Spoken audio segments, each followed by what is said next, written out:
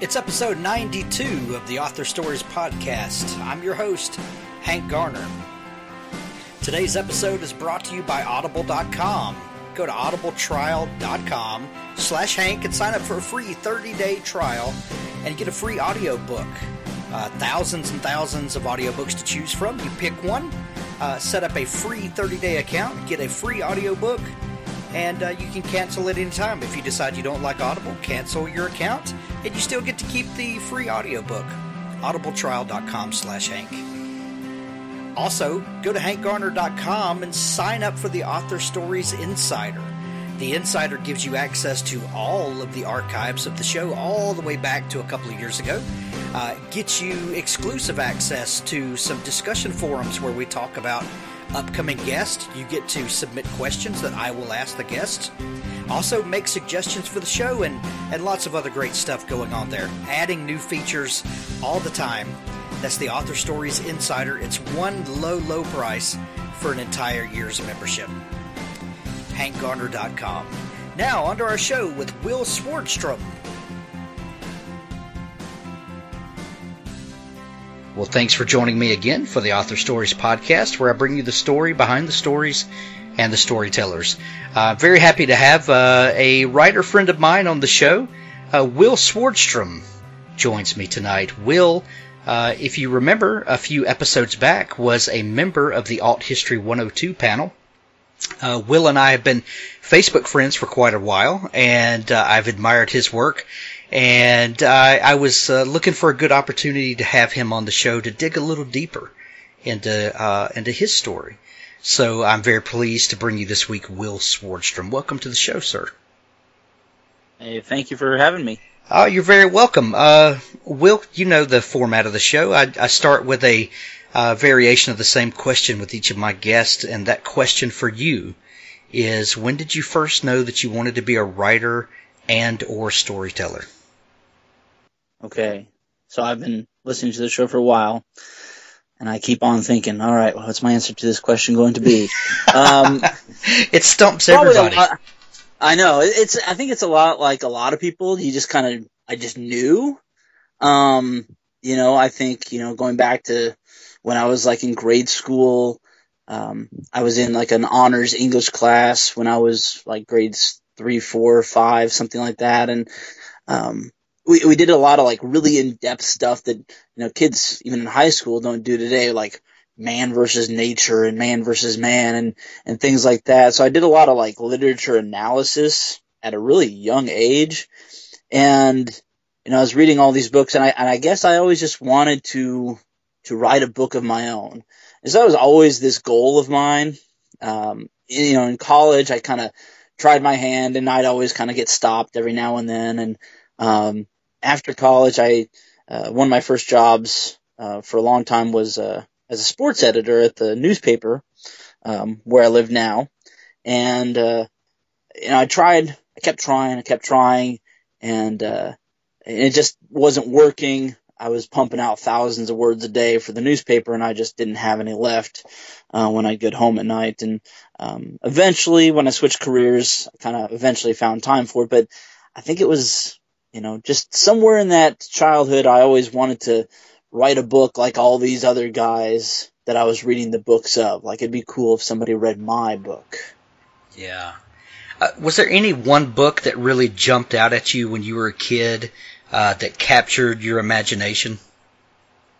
I don't know. I read tons of stuff. I remember one time, I got books from the library, and Dr. Dolittle. I remember picking this up, and I remember one day I just sat down and I just started reading this book, and like 6 hours later, I was still in the same spot, and I finished it.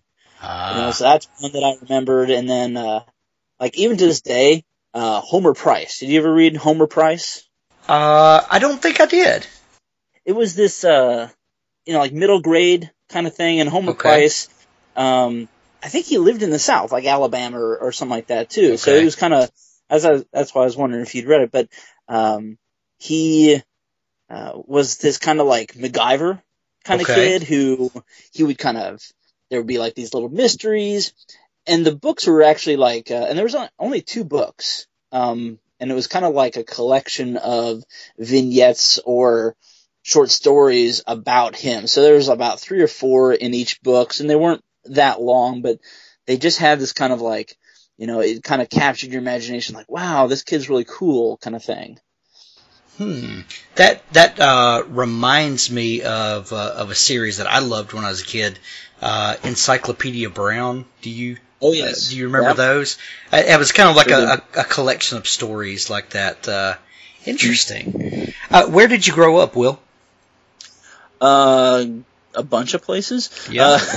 There was a few places I don't even remember. Like, my parents moved around a bunch when I was a kid.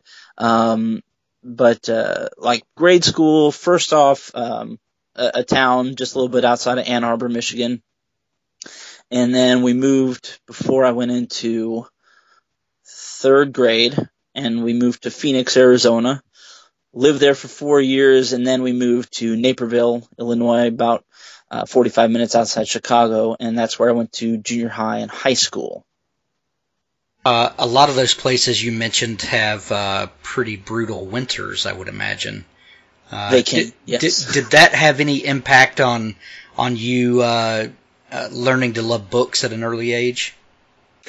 Probably, and both my parents, I should say too, or both my parents grew up within 10 miles of each other in North Dakota. So, like, all my family, like extended family, a lot of them still live in North Dakota. So when we'd vacation to North Dakota during Christmas break. So, Wow. Being outside is we do it because we had to, but yeah, curling up inside with a book is a big part of that too, I'm sure. Yeah. What was it that drew you to sports reporting? Well, I like sports. I'm no good at them, but I like sports. You just spoke for 70% of writers out there. I know. Yeah, I didn't play any sports in high school. I did football when I was in junior high, and it was a big school that I went to. So kind of by the time I got to high school, everything had been sorted out, and there never would have been any chance for me to participate on any sports team. So I never even tried to go out for any sports teams in high school. But I like to watch sports. I like football and basketball and, almost all the sports. But it just wasn't the cards for me to play. But I always liked to, write stories about it too. And I think that's what kind of drew me to it. Well, when I first moved down here, I didn't have a job. And so, that helped too, that they had an opening. But I was thinking about this the other day, that the sports editor position that I had really kind of enabled me to, while it was nonfiction, write stories. Because I'm writing for the people who weren't at the games of, right. This is what happened. This is the game that you missed, and trying to paint a picture of this game and this, linear narrative of this basketball game that they couldn't go to or whatever. So, that was a lot of the prep that I got working at the newspaper, I suppose. That was going to be a question that I asked or proposed to you, was that did the reporting on sports events, did that scratch some of that itch that you had for writing fiction, and yeah, if you would kind of peel that back a little bit about what it's like to create a narrative around something that actually happened, but use those storyteller skills for doing that. Yeah. Well, so the newspaper that I worked at, it's a pretty small newspaper. It's just a once weekly newspaper. I live in a town of 2,000 people, so it's not a big paper by any means. But they had a once weekly paper and then another free paper that came out on the weekends. So I got to do the sports, and so I kind of was able to take my time. I wasn't like constantly on deadline for that, so I was able to really kind of craft the story together and kind of, tell the narrative sometimes over a week. If there was like 3 or 4 basketball games, I kind of was able to kind of mold that together in kind of a more cohesive narrative sometimes. But another thing that I did too is when you work at a small town newspaper, you do lots of different things. Like I wasn't just doing sports. Right. So I did a lot of feature stories as well. I'd go talk to a guy who makes banjos out of cracker tins, or I'd go and talk to a guy who is making wrought iron swans in his backyard, or a guy who sells miniature trains out of his house. And so, I talked to all these different people over the years, and so I got the sense of like, there's all these different stories out there, and for all of them, I was able to kind of portray who they were, take some of their quotes, put them into context, and kind of frame this as a story as well of, it wasn't fictional, but, there's this clear beginning that kind of hooks the reader, and then, how do we end this story as well? So it was this kind of, skill that I learned over the time too. Well, sure. And when you did start writing fiction, did having that previous experience, could you tell that helped? I think so. Yeah. I mean, when I was at the paper, it was, like I said, it was just so draining. I was working, sometimes 50, 60, maybe even 70 hours a week. Wow. Both writing and then also going to the sporting events and city council meetings and finding interviews for these feature stories and things like that. And it was just so draining too, because I wasn't, here's a helpful hint, people.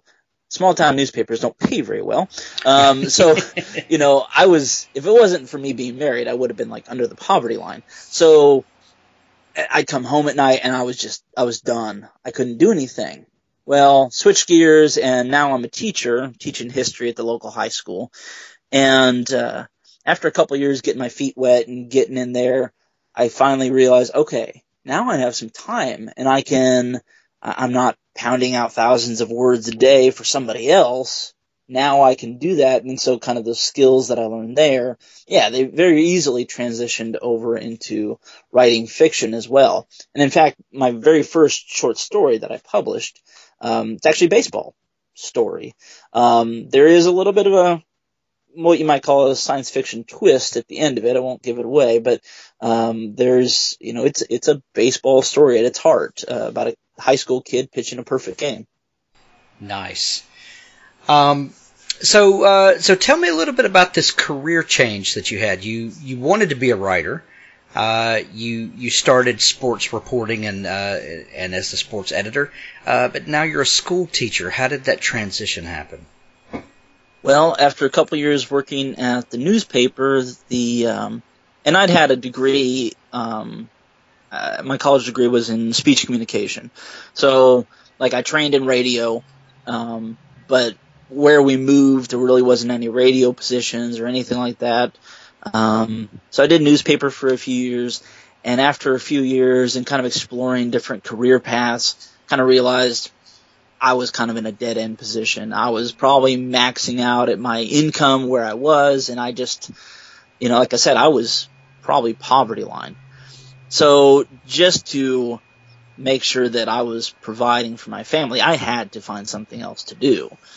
Luckily, there was a master's program at a local college that worked really well into my schedule. It took a couple of years, but got a master's in teaching. And so now I'm teaching high school social studies. It's kind of provided that switch where, I know teachers don't make a lot of money, but compared to what I was making, I am, I'm doing a lot better off providing for the family. And so it does allow for more of that, the writing that I'd like to do. Yeah. You and I had a conversation a while back about teaching, and my oldest son Ian is pursuing that path. And you gave some really sage advice that I shared with Ian, and thank you for that. But how has teaching affected your fiction writing? I I was with one of my old high school teachers just today at his house and visiting with them, and I was telling him that just the influence of having Mr. Keene in my life has, nearly 30 years later since I graduated high school, like 27 years. I still look back at his influence, and that if it weren't for him being placed in my life, things might have worked out a little differently. So I would like for you to speak on those two things right there. How does this position that you have affect your fiction writing? But also, was there someone in your life that's in your position now that maybe had an influence on you? Sure. Yeah, definitely my day job as a history teacher. I get ideas from things that, we come across in the textbook. In fact, the alt history story that we have that I have in Alt 102 is about Mozart and Marie Antoinette, and I only kind of stumbled upon the fact that they knew each other as kids from teaching that in my history class, or kind of stumbling across it when I was researching for my world history classes. So sometimes the stories are kind of literally out of a history book, so to speak. Right. But there's so much to kind of mine from those history books too. Like my first two novels, Dead Sleep and Dead Sight, occasionally there's these kind of sidebars where, a character will say like, well, the Mount Rushmore was constructed by this person and these years, and there's these, sidebar where it kind of goes off on that. And you might think that it wouldn't fit into the story, that you're kind of like, doing this info dump, but it actually, like, I tie it in. There's this whole, part of the story that it's kind of integral to get those things at different times. And, I'm not necessarily trying to, like, educate my audience, but, I kind of find those things fascinating, and so I'm trying to stick those things in the books at times, too. As for teachers that had an influence on me, there's a few. My high school history teacher in particular, he was my U.S. history teacher, and then I had him for a military history class as well when I was a senior in high school. His name was Mr. Chaplack, and he was a huge influence.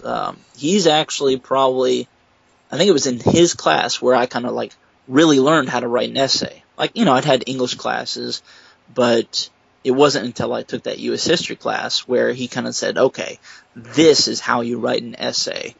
And, took those mechanics that you had already learned and taught you how to put it in practice. Yeah, like he kind of said, like, you could do a hook better here at the beginning of your intro paragraph, and this is a better way to transition. And so, yeah, I kind of had the basics, but then he kind of refined those and said, this is how you write an interesting essay, not an essay that fits in with, like, the mechanics of ABCD, but like, let's make it interesting now. Let's make it so people actually want to read your essay. And, I suppose, now that we're talking about it, yeah, he probably would be a huge influence on my writing career, because I don't know that I would have probably pursued some of the things later if I hadn't had that kind of basics at that point. I love to look back and see how you wind up where you are. I think we all have an idea of what we want to be and what we want to do, and we usually wind up at very different places than we could have ever imagined. And it's fascinating to me to trace those steps back and see all of the people that were involved in that and the influences. I guess that's what makes us human, and maybe that's where good storytelling comes from, is being able to look back and see those things and understand how fickle life is and the way things wind up the way they do. It's great. So tell me about your first foray into fiction. Okay, so I can't I can't say it without crediting Hugh Howey, so we'll drop his name right there. We should just have a standing reference to Hugh Howey. The Hugh Howey memorial segment. Oh, he's not dead, so right. Sounds bad. But he is on a boat, so he is on a boat, so he's dead to us. Right. No, like, of course, as any writer, I like to read. And my wife had gotten a Kindle, so I was getting into ebooks some. And, when she wasn't using her Kindle, I'd sneak it away and I'd read some Kindle books that I'd gotten. And, this was 2012, 2011, 2012 in that time period. And, came across this free book called Wool, and I downloaded it, and then I don't even think I'd read it right away. Like, I'd read like one page, and I'm like, I'll read it later. And, I kind of put it aside for a while, but I kept seeing things. Amazon kept telling me, here's Hugh Howey, right. How Amazon does. So I kept like, okay, I should read it some more. And then I kind of looked him up, and I found his blog, and I started reading it, and I realized, I don't even know if there's like an epiphany moment, but there was some time when I kind of realized this dude's just like me, like he's 2 years older than I am. He's kind of bouncing around from job to job, and he's writing novels. Why can't I? So, it was in January of 2013 that I started my first novel. It took me, 6 months to finish, kind of writing off and on. And I didn't even tell anybody I was writing it for probably 2 months because I didn't want to jinx it. I think I was like 20 or 25,000 words into it before I even told anybody, just because I'd started before and I told people, yeah, I'm writing a book, and then it fizzled out. So I just didn't even want to jinx it. I was at least halfway in, I think, before I told anybody. I eventually finished, and I got it published in July of 2013. I did, like my short story Perfect Game, I actually did publish that first, because I'd gotten this idea for a short story, and so I wrote it real quick in the span of like 3 or 4 days, and I was like, you know what, I'm going to test the waters at Amazon first, kind of, go through the steps of publishing, so when I have the novel, I kind of know what I'm doing first. So I did that, actually to this day, that book is my bestseller. That little baseball book, it has sold more copies than I ever thought it ever would. But July 2013 came around and I published my book, and then within a month I'd actually published another novella based on wool.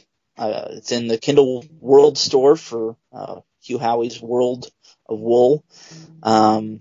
That sold incredibly well for about a month or two. Still sells decent to this day, but, at that point I was bitten by the bug.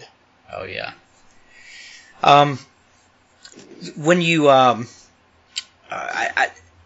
heard a lot of stories that are similar to yours, and mine is similar to yours, that I had toyed with the idea of writing a book for a long time. Had done lots of other kinds of writing, off and on for years. But it was not until I found Hugh, and I had almost an identical story to yours. You start reading, hey, this guy's just like I am.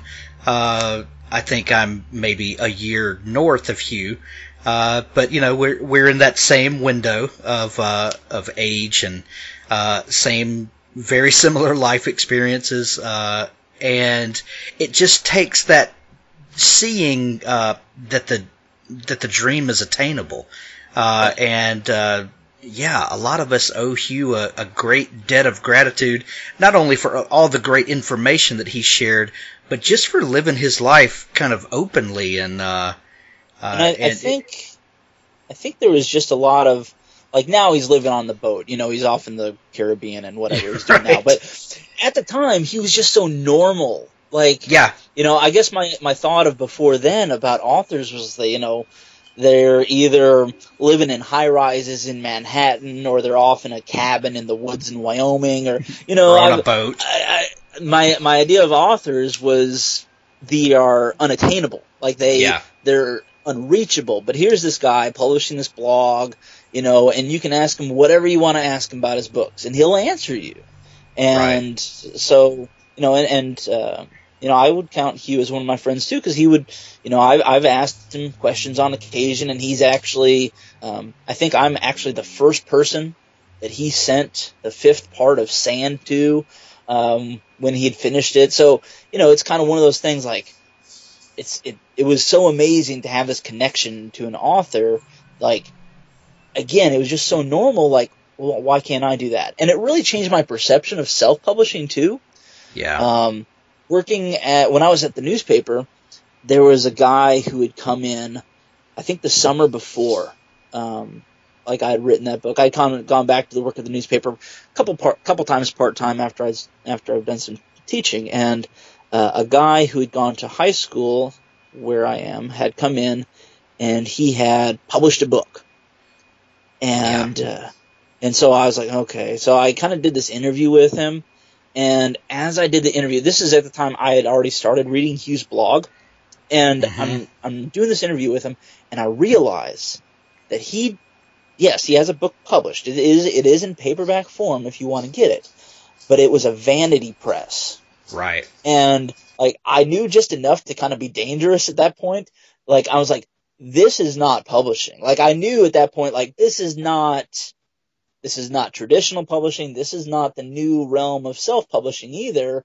And, I never read his book, but I've talked to some people that had, and they said it's bad, it needs editing and all this stuff. And that Vanity House never helped him with that. So I knew kind of from that point, that's not what I was going to do. But I also knew that like traditional publishing and the querying and stuff like that, that's probably not something that I could do either.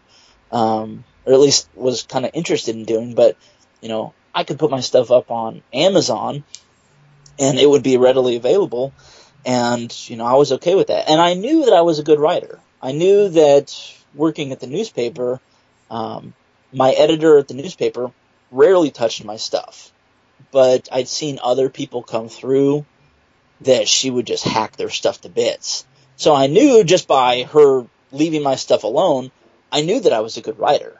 So I just kind of had to make sure I could get it together and put it out there, and hopefully it would find an audience. Yeah, I knew someone that I went to church with when I was growing up, and this would have been many years ago, and she wrote a book and got just taken to the cleaners by one of those, and I haven't really looked into it in a while, but there were a lot of very predatory, and I'm using air quotes, publishing houses that really took advantage of people, and there seemed to be a lot of them in that in the religion space, where they just took horrible advantage of people, and I'm glad that. I hope a lot of those things have closed down. I really haven't seen a lot out of those type folks in a while, and I hope that people like Hugh and then by proxy us are spreading the word and letting people know that you don't have to be abused like that. That's there's a lot better way to do it. There are so many resources out there for people who want to self-publish, and they're still out there. I see an article every couple of days that somebody quote unquote self-published a book, and then you kind of delve deeper and you realize, no, they're doing one of these vanity presses where they paid thousands of dollars to get their book to market. When I published my first short story, I paid nothing. Like I took the picture for the cover myself. I did it myself on like a Photoshop program. I formatted the book myself in Word and I uploaded it. I paid nothing to put it on Amazon, and I've done that with a number of my short stories too. So, and you could conceivably spend nothing and get it onto Amazon, even a full novel. I've spent a little bit more on novels, but still, it's not something that you need to spend thousands and thousands of dollars for. And he would even tell you that too. Right. Well, and Hugh famously made his covers originally, and put it all out there for everybody to watch, as he did it. There seems to be. I don't know if it's. I don't know. Maybe I'm reading too much into it, but there seems to be a bit of a DIY kind of mindset to a lot of writers. Maybe it's the generation we grew up in, and kind of this kind of hacker, do-it-yourself kind of figure things out ethic Sure. that I see in a lot of writers, self-published writers especially, and I love the energy that a lot of folks like us are putting out there. That's wonderful. You have. Oh, I'm sorry. Were you going to say something? Go ahead.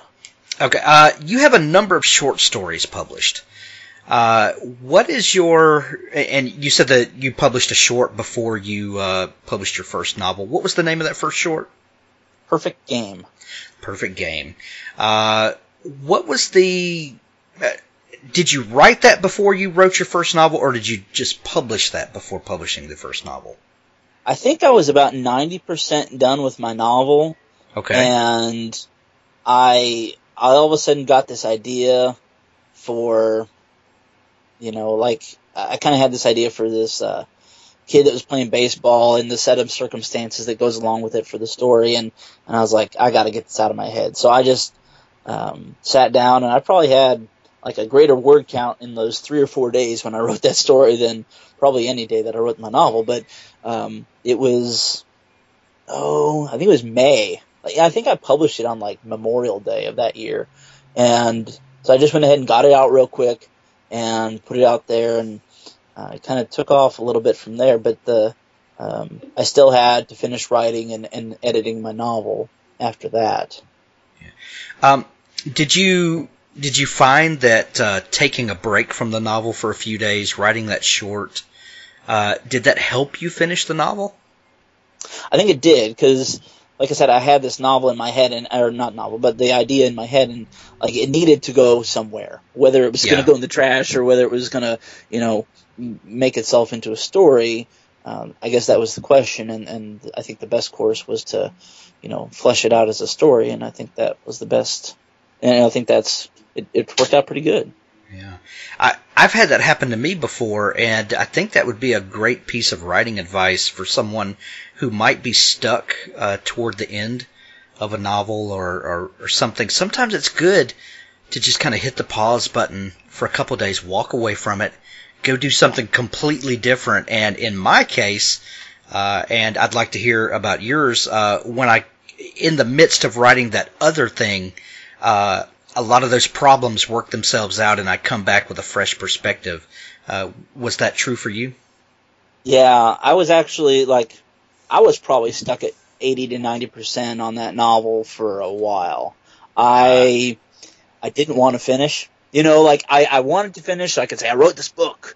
These are my words. But there was this, once I was getting close to the end, I realized once I'm done with this, there's a possibility I'll never have these characters on a page again. I'll never see them. And there was this kind of closure and finality that I didn't want to acknowledge. And once I think I wrote that short story, and there was something else I think that happened as well that kind of okay, you're not actually, I kind of came to me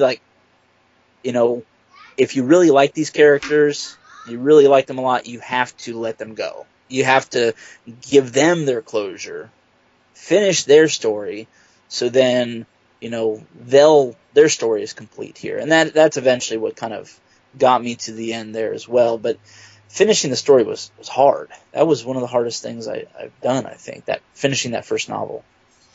And the first novel, was that Dead Sight or Dead Sleep? Dead Sleep. Okay. What's the story about? It's a guy that works at a newspaper. Stop me if you've heard this before. But when he was a kid, he found out that he had this ability to kind of see the future. Not like all the futures, but if it was something like he was connected to, then he could kind of see what was happening. So, like, couldn't necessarily see, like, the winner of every Super Bowl, but if he was going to go to that Super Bowl, he could probably see the winner of it. Something like that. Some things happened, and he decided he didn't want that, so he kind of shut off that power in his life for a long time.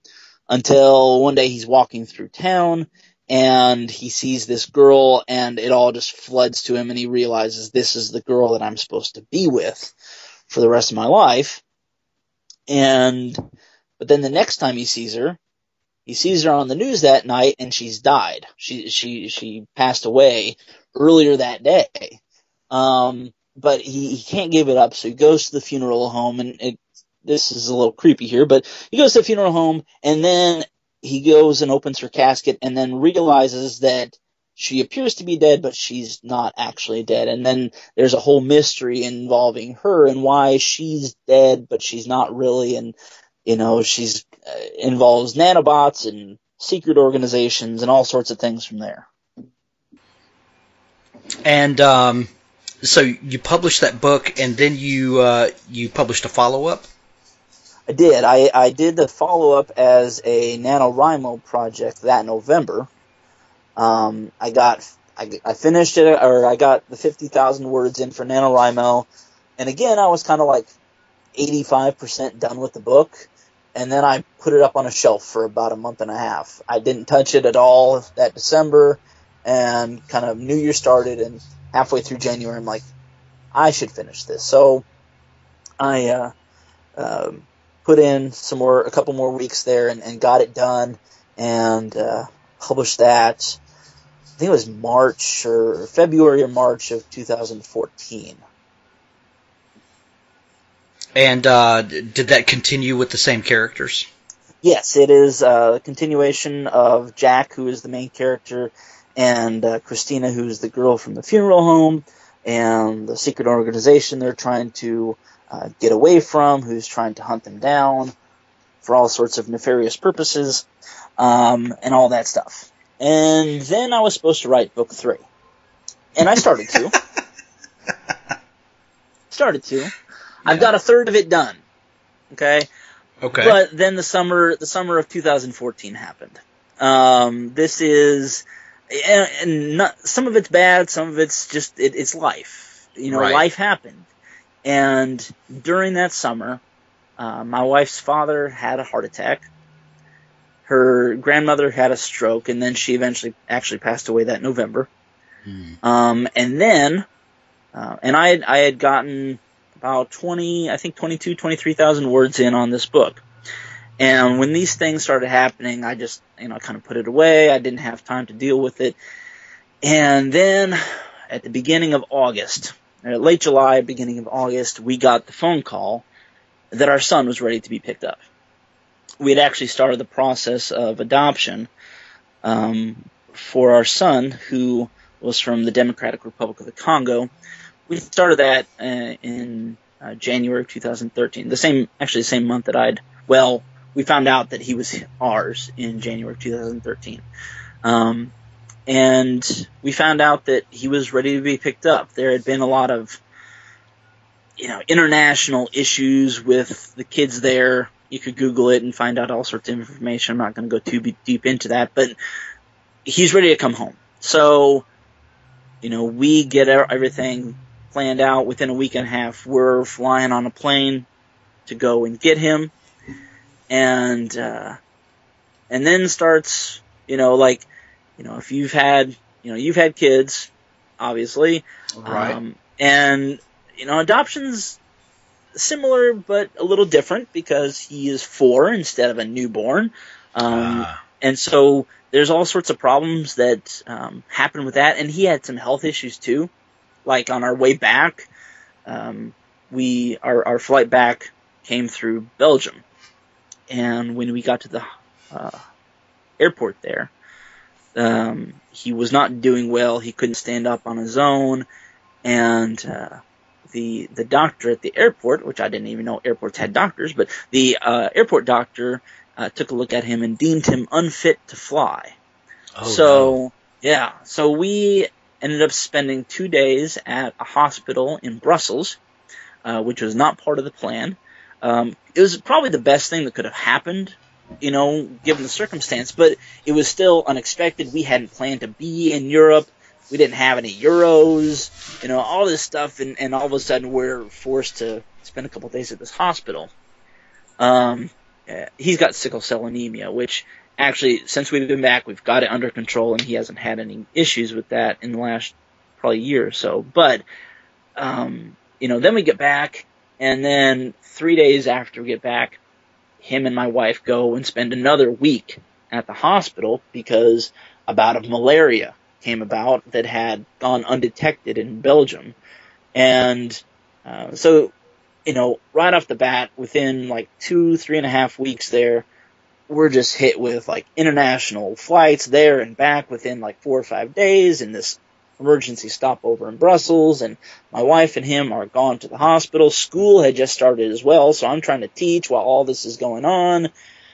And I pretty much didn't write for about 6 months. Yeah. From about July of 2014 until December, there is only one thing that I wrote. And that one thing probably is the thing that kept me in writing. And that was Samuel Peralta. I had, before I'd even left, I'd inquired about these chronicles that he'd started, and I'd asked him, and he read a short story of mine, and then when I got back, he invited me to be in the Alien Chronicles. So I actually took a personal day off of school, and I spent a whole day working on this story, and then the story was eventually turned in and was published in January of 2015.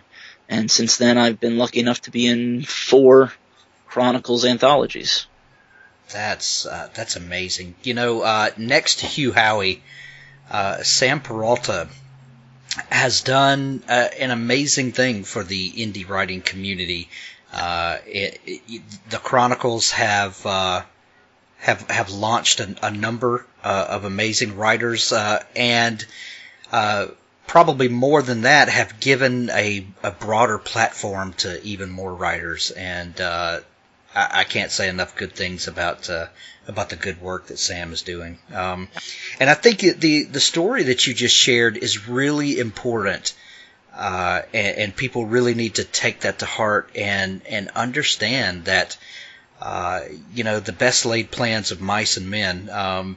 We all have great dreams and aspirations, and I think it's good to set goals and to work our plan and all of that good stuff. But sometimes stuff just happens, and you need to take care of your family. You need to take care of yourself, and the storytelling will be there waiting for you when you get done. And if there's something that's tugging on you that you can keep working on along the way, then those things are important too. But I thank you for sharing that story. I think it's really important for people to hear. Yeah, and by the way, the third novel, I just opened the document about 2 weeks ago. Last time I'd opened it was like July of 2014, so it's been a year and a half. But it's open. I've done some revisions, and I'm about to start typing some actual new words very soon. So that's Nice. My next project. And my brother won't let me help with anything until I write this book, so I have to write it next. That's great.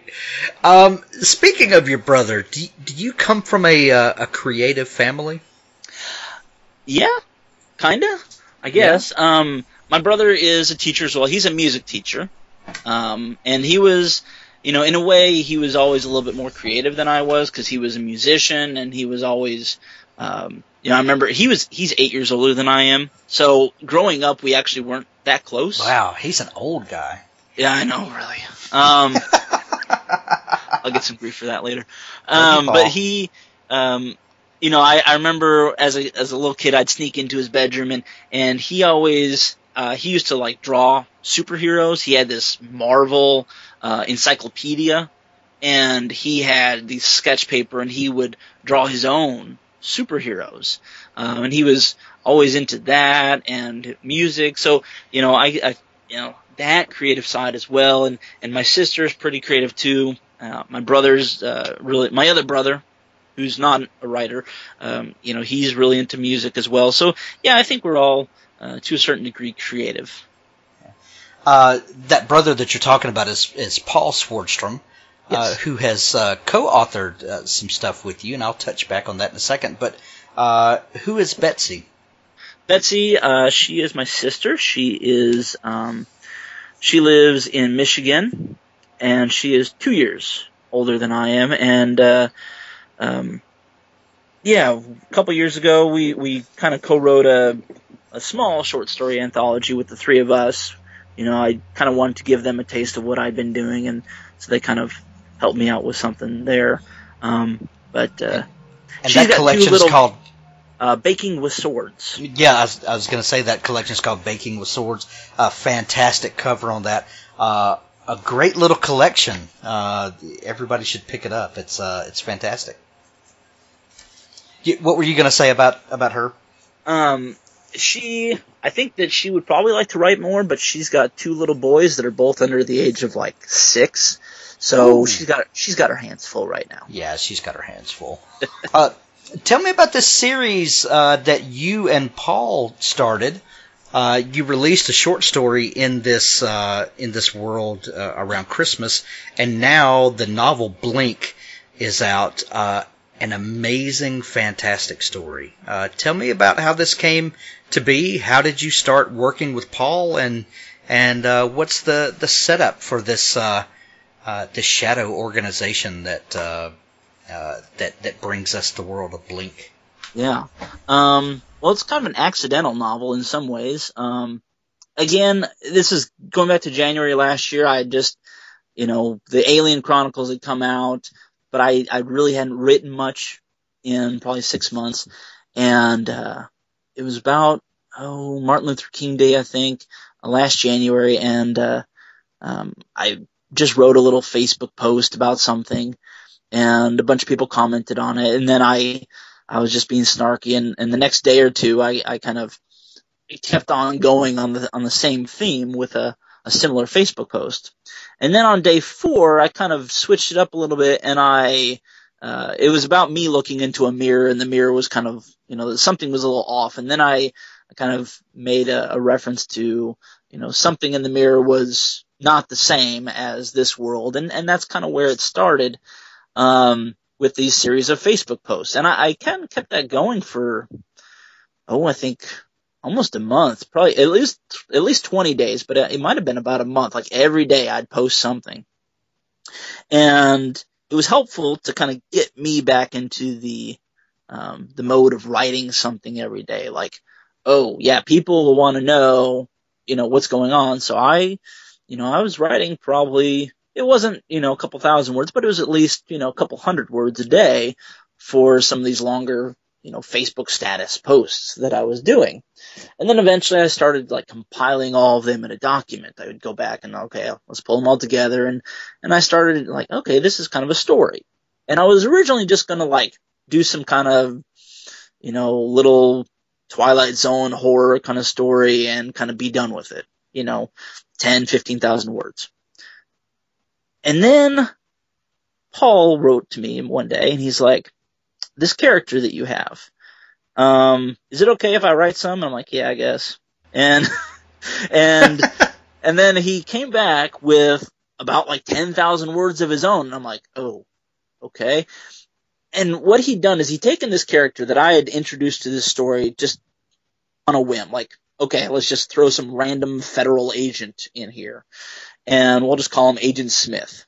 And he had, for some reason, latched on to this character that I envisioned only having one line in the whole book, and made this whole subplot for him. Where did he come from? What is this government organization that he's a part of? And so while the story began with me, the story of this secret government organization really started with him.